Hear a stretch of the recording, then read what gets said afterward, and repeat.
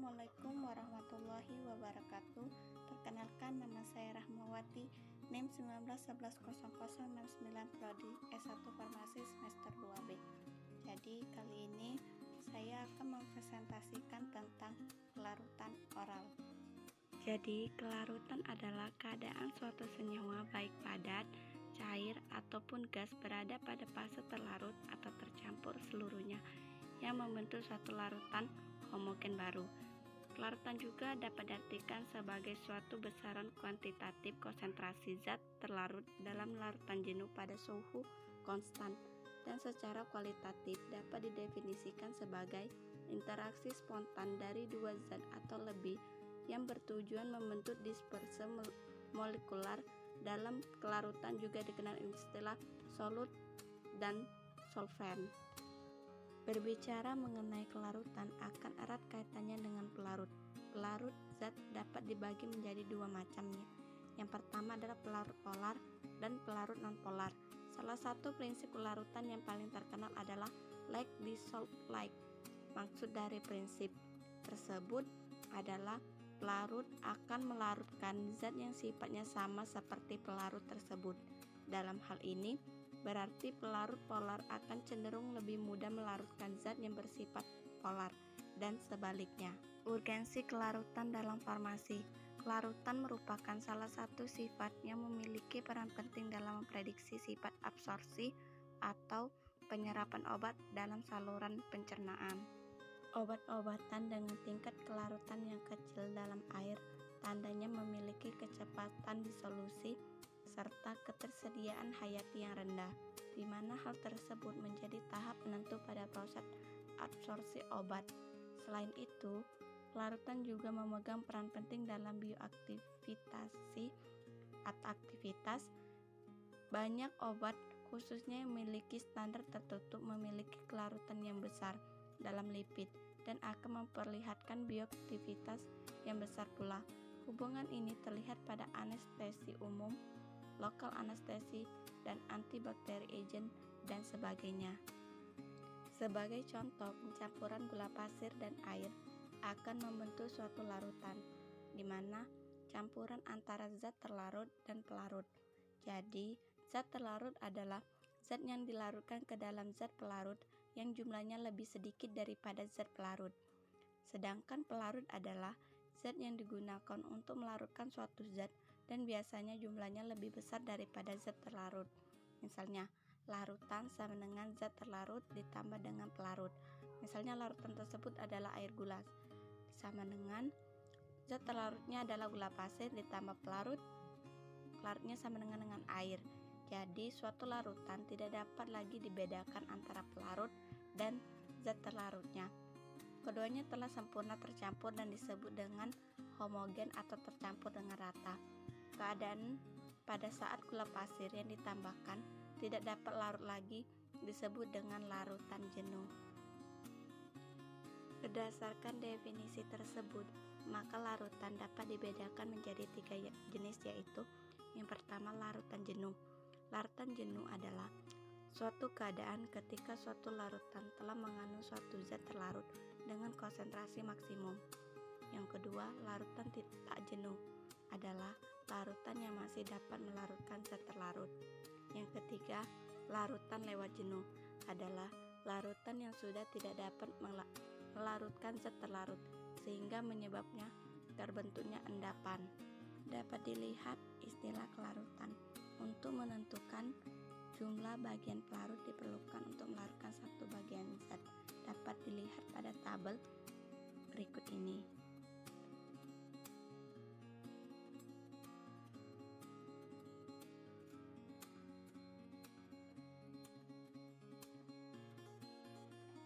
Zat terlarut dapat berupa zat padat atau cair. Zat padat terlarut dalam air misalnya gula dan garam. Gas terlarut dalam air misalnya amonia, karbon dioksida, dan oksigen. Zat cair terlarut dalam air misalnya alkohol dan cuka.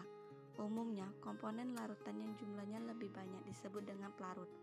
Misalnya larutan 40% alkohol dengan 60% air disebut dengan larutan alkohol. Sedangkan larutan 60% alkohol dengan 40% air disebut dengan larutan air dalam alkohol. Dan selanjutnya, larutan 60% gula dengan 40% air disebut dengan larutan gula, karena dalam larutan itu air terlihat tidak berubah, sedangkan gula berubah dari padatan atau kristal menjadi terlarut atau menyerupai air. Adapun faktor-faktor yang dapat mempengaruhi kelarutan suatu zat dibagi menjadi 6. Yang pertama, pengaruh pH, di mana zat aktif yang sering digunakan di dalam dunia pengobatan umumnya adalah zat organik yang bersifat asam lemah, di mana kelarutannya sangat dipengaruhi oleh pH pelarutnya. Kelarutan asam-asam organik lemah seperti barbiturat dan sulfonamid dalam air akan bertambah dengan naiknya pH karena terbentuk garam yang mudah larut dalam air. Sedangkan basa organik lemah seperti alkoholida dan anestetika lokal pada umumnya suka larut dalam air. Bila pH larutan diturunkan dengan penambahan asam kuat, maka akan terbentuk garam yang mudah larut dalam air. Yang kedua, pengaruh temperatur atau suhu. Kelarutan zat padat dalam larutan ideal tergantung kepada temperatur, titik leleh zat padat dan panas peleburan molek zat tersebut. Kelarutan suatu zat padat dalam air akan semakin tinggi bila suhunya dinaikkan. Adanya kalor atau panas mengakibatkan semakin renggangnya jarak antar molekul zat padat tersebut. Merenggangnya jarak antar molekul zat padat menjadikan kekuatan gaya antar molekul tersebut menjadi lemah sehingga mudah terlepas dari gaya tarik molekul-molekul air.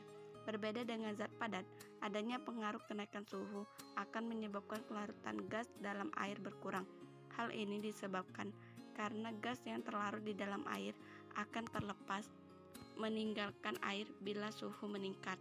3. Pengaruh jenis pelarut. Kelarutan suatu zat sangat dipengaruhi oleh polaritas pelarut.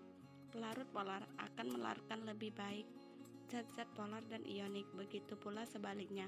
Kelarutan juga tergantung pada struktur zat, seperti perbandingan gugus polar dan nonpolar dari suatu molekul. Makin panjang rantai gugus nonpolar suatu zat, makin sukar zat tersebut larut dalam air. Menurut Hildebrand, kemampuan zat terlarut untuk membentuk ikatan hidrogen lebih penting daripada kemolaran suatu zat. Senyawa polar atau mempunyai kutub muatan akan mudah larut dalam senyawa polar. 4. Pengaruh bentuk dalam ukuran partikel. Kelarutan suatu zat akan naik dengan berkurangnya ukuran partikel suatu zat. Yang kelima, pengaruh konstanta dielektrik. Kelarutan suatu zat sangat dipengaruhi oleh polaritas pelarut. Pelarut polar mempunyai konstanta dielektrik yang tinggi dapat melarutkan zat-zat nonpolar sukar larut di dalamnya. Begitu pula sebaliknya. Besarnya tetapan dielektrik ini menurut Moore dapat diatur dengan penambahan pelarut lain. Tetapan dielektrik suatu campuran pelarut merupakan hasil penjumlahan dan tetapan dielektrik masing-masing yang sudah dikalikan dengan persen volume masing-masing komponen pelarut. Yang terakhir, pengaruh penambahan zat-zat lain. Surfaktan adalah suatu zat yang sering digunakan untuk menaikkan kelarutan suatu zat. Molekul surfaktan terdiri atas dua bagian, yaitu bagian polar dan nonpolar.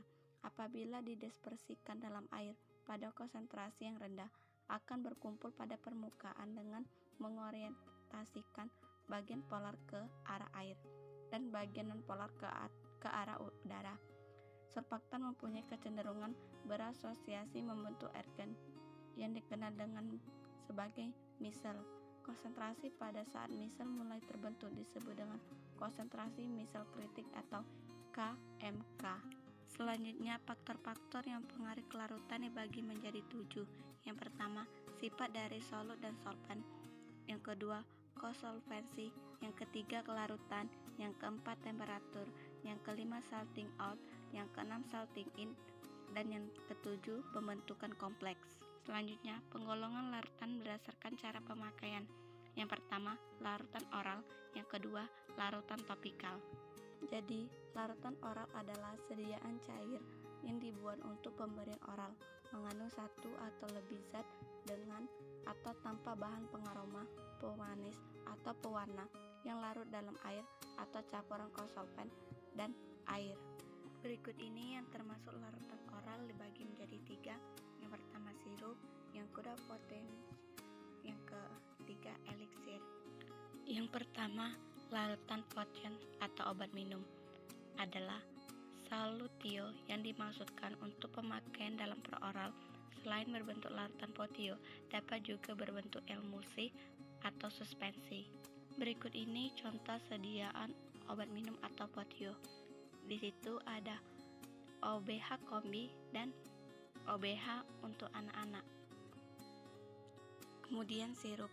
Sirup adalah larutan pekat dari gula yang ditambahkan obat atau zat pewangi dan merupakan larutan jernih berasa manis. Kemudian ada contoh sediaan sirup. Ada sirup Siladex dan sirup Ambroxol. Kemudian eliksir. Eliksir adalah sediaan berupa larutan yang mempunyai rasa dan bau sedap, mengandung bahan obat dan tambahan lain seperti pemanis, pewarna, dan lain-lain, dengan pelarut utama etanol untuk mempertinggi kelarutan. Selanjutnya, contoh sediaan eliksir. Ada sirup bisulfon yang isinya bromheksin HCl. Selanjutnya, larutan topikal adalah larutan oral yang mengandung etanol 95% sebagai kosolven atau pelarut. Untuk mengurangi kadar etanol yang dibutuhkan untuk pelarut, dapat ditambahkan kosolven lain seperti gliserin dan propilen glikol. Selanjutnya, sediaan yang termasuk topikal. Yang pertama, collyrium, yang kedua gutai optalmik, yang ketiga gargarisma atau obat kumur, yang keempat gutai oris, yang kelima gutai nasal atau obat tetes hidung, yang keenam inhalation atau inhalasi, yang ketujuh injection atau injeksi, yang kedelapan litus oris, yang kesembilan epitema atau obat penurun panas kompres, 10 DALT, 11 levemine atau enema. Jadi pada kesimpulan pada presentasi kali ini dapat dilihat